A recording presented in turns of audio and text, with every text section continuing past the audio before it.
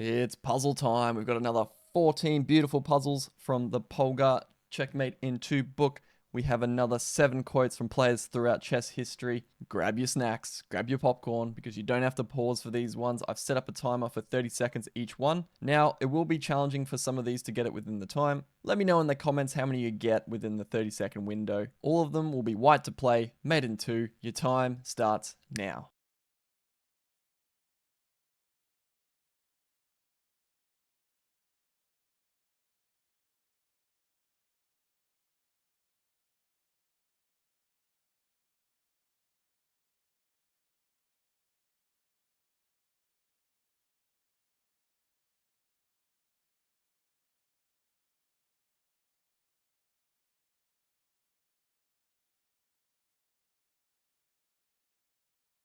We can tell here we're X-ray threatening the king with the queen. We got to move the bishop for a discovered check. Very quickly you realize though that wherever you move the bishop, your queen's going to get taken by either the pawn or the queen. So we need to threaten a second checkmate threat. We play bishop to h6, check from the queen. They've got 3 candidate moves.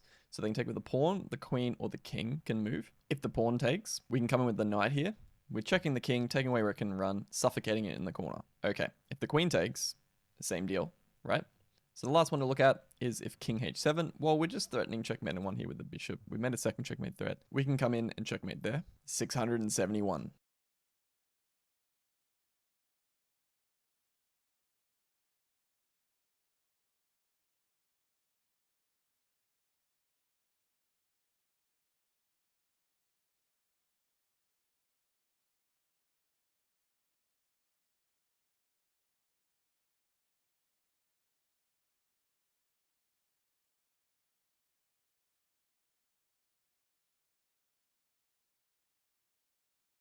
It looks simple at first, like you can just take with the rook or the queen here, but you'll notice this long range backwards queen here and the knight's defending.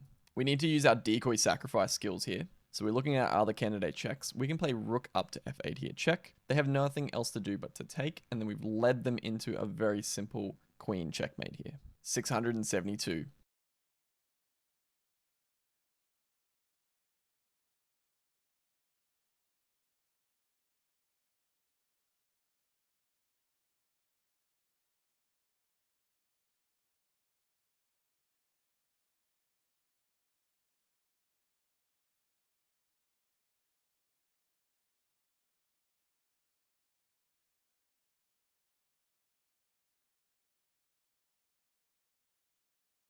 We have a long range opera mate here.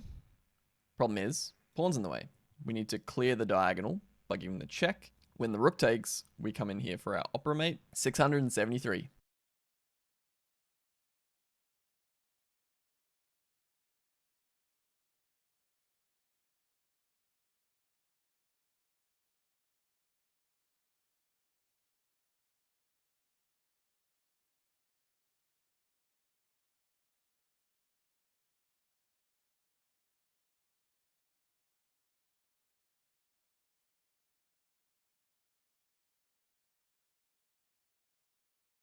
We've got a few queen checks we need to look at first, and then also you'll notice we have some rook checks and knight checks. Noticing that the king's restricted, we can actually play queen to e7 here, using our kind of hookmate style here, meaning the king can't take, the bishop has to take. We've removed the piece defender of this square. King's still restricted, and we've also opened up the scope of our rook here, so the king can't escape that way. And we can follow up with the knight for checkmate. 674.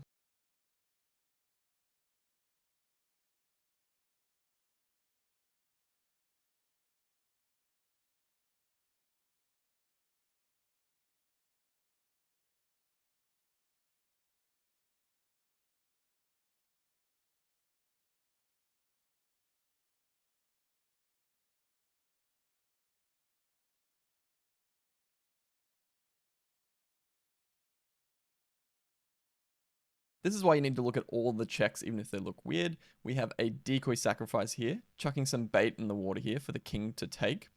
If he takes, we can follow up here with the knight, because we've also led the king into a pin. The rook's pinned, it can't take, and the knight is also taking away where the king can run.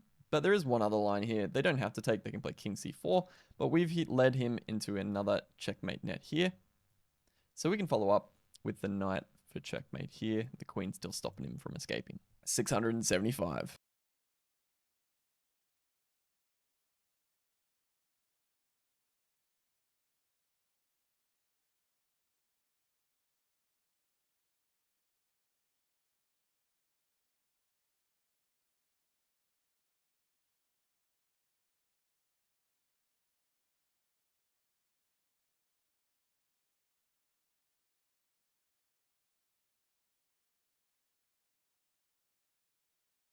I like this one. It's quite tricky. You can tell the king's on a light square and we've got a light square bishop. So we want to use the queen and the bishop teaming up, trying to figure out how to do this. You'll notice if you play queen check here, knight takes, and we don't have like a bishop check or anything. This pawn is stopping us. Can we remove the pawn ahead of time? We can. We can play queen to b7 check. That would be checkmate because the king has no squares it can go to. So the knight has to take. After the knight takes or blocks itself randomly here, the bishop can come in. We removed the pawn, which was the checkmate defender, and the knight. We did a 2-for-1. They're both out of the way for checkmate there. 676.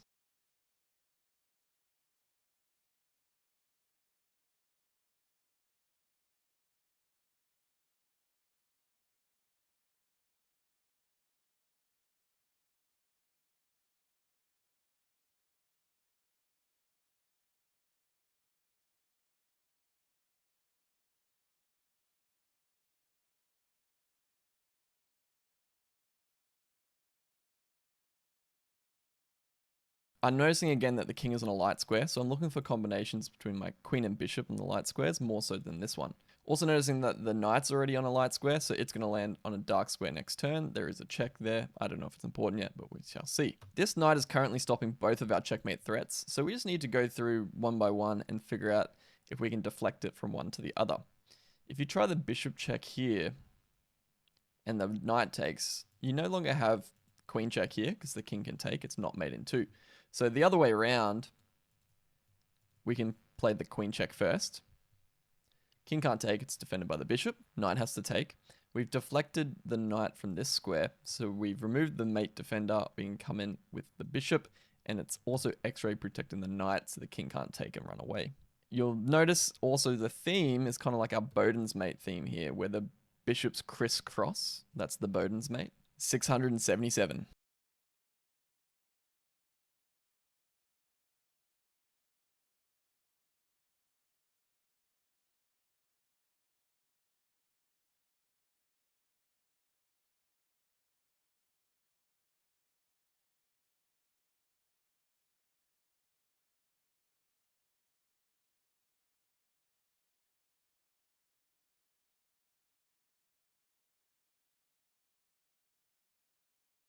Quite tricky, this one. I'm curious if anyone thinks they've found any alternatives. If you have, let me know in the comments.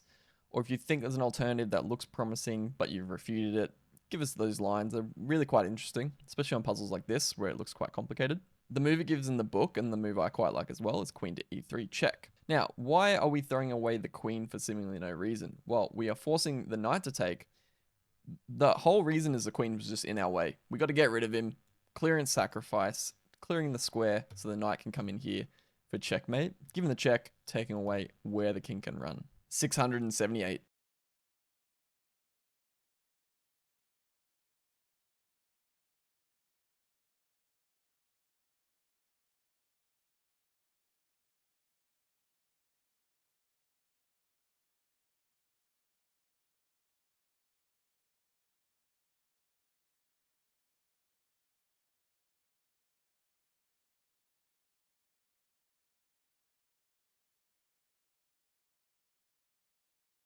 We have a decoy sacrifice into a Bowden's mate. I'm loving the geometry here. The bishop taking away these squares, the knight taking away these squares.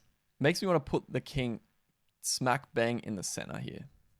We can do that by sacrificing the queen, forcing the king to take, and then we can follow up with our Bowden's mate here. Remember the crisscross bishop checkmate. Bishop is actually defending the knight, and the knight is helping restrict this way. King is stuck right in the middle. Almost looks like a bit of a Rubik's Cube sort of thing here. 679.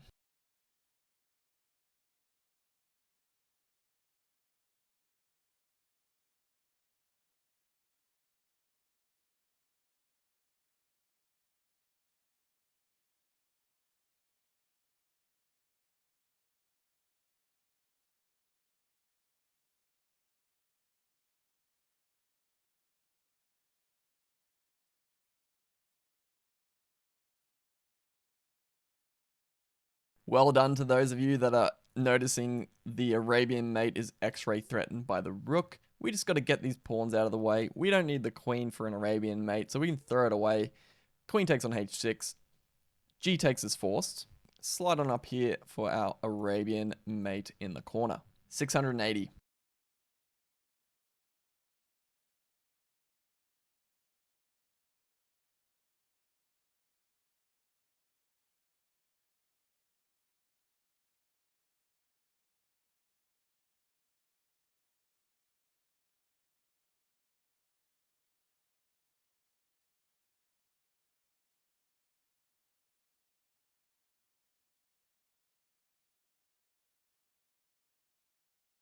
This one's trying to trick our pattern recognition because we have done so many hookmates in the past that it might look like we threaten this hookmate so the bishop can take, and then we come in with the knight. Problem is, in that line, the king can escape. We haven't done checkmate in 2, we failed. A lot of the times that works. So what do we do instead? We lean back on our interference tactic. How do we find the interference tactic? Noticing that this square is quite important. The bishop and the rook are the main ones kind of stopping us in our endeavors. Can we put a piece there? We can. We can play bishop to f6. We block the rook and the bishop. So let's work through. The easier one to calculate is if the rook takes, we slide on here. We've got our hookmate because the bishop's vision is now blocked. Okay, what about bishop takes?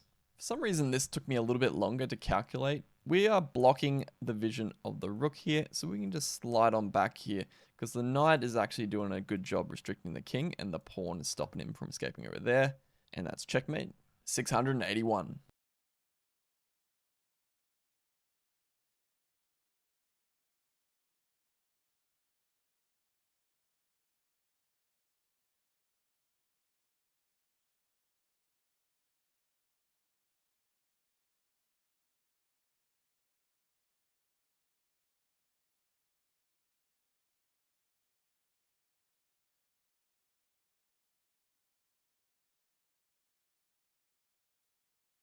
Okay, we noticed two themes here. So we've got our drunken opera mate sort of theme up here, where the kind of like an opera mate, but the rook's one square off. We've also got this suffocation in the corner with the knight and the bishop. Problem both scenarios is the knight. So do we play this first or this first?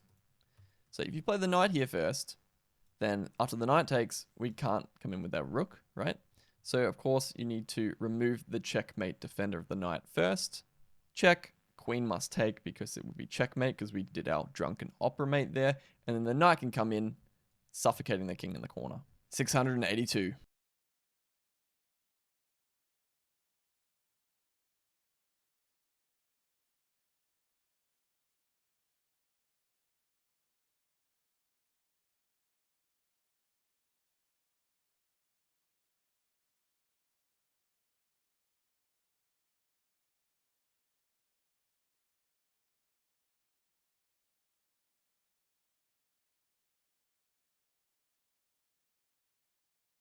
We want to play knight here for checkmate. Problem is that the bishop's going to take it. We remove the checkmate defender ahead of time.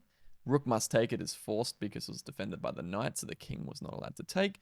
Then we can jump in with our knight. We can give the check and take away where the king can run from, as well as restricting him with the bishop for a knight and bishop mate, suffocating the king in the corner. 683.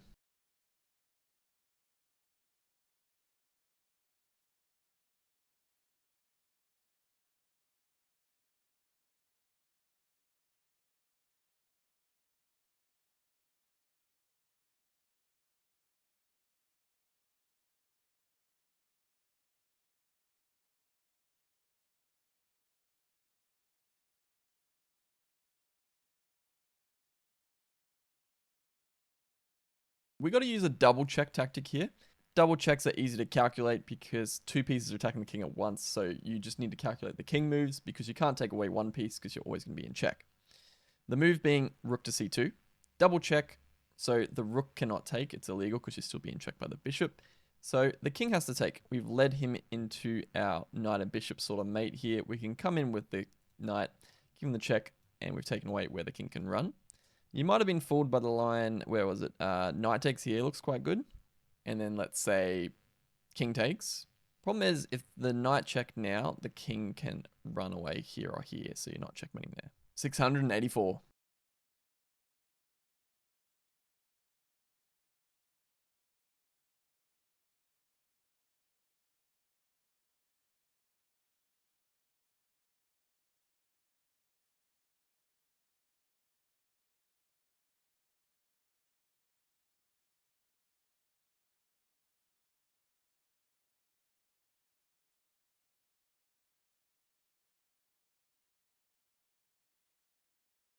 All right, king is on a light square, and we've got a light square bishop, so I feel like that's going to come in handy here. Ah, I see. We want to play knight here for checkmate. Problem is, rook is pinning the knight to our king. So we need to unpin our knight so we can play checkmate. How do we do that? We can play bishop to d5 first, forcing the knight to take. We've unpinned our knight from the king. So now we can get away with playing knight to e5. And that's going to be checkmate there. Hope you all enjoyed that one. Let me know which puzzle was your favorite. Just so everyone knows, the first 9 episodes in the series, 1 doesn't have a timer and 2 is available in 14 languages. Episode 10 onwards is available in 22 languages. So if you notice that when you go back to the start, your language isn't available, just start from episode 10. If you're listening in India and you prefer hearing English as opposed to your Indian dialect, feel free to just change your settings on your YouTube. Your primary language is what will come up. So if you prefer listening in Bengali as preferred to English, just change your YouTube language to Bengali. If you prefer English, leave it on English. I manually check myself personally every video and short the captions. So if the language is not quite correct in the audio, usually the captions will be 100% correct. So if you notice there's any errors on YouTube's part in the audio for translated auto-dubbed languages, feel free to put the captions on and that'll fix any errors because I manually change them myself. Would love to hear some feedback on different languages, how it translates. Really enjoying this universal wholesome community that I'm trying to build here. I'm trying to avoid all the rage bait and clickbait. So we've got a pretty good community so far. I'm trying to get that foundation nice and strong before my videos get pushed further and further. And we are growing at a weirdly quick rate. I've almost doubled in the last month what took me a year to do before that. So really exciting stuff. If you haven't already, come subscribe and join us on this journey. Click like while you're there, and I'll see you in the next one.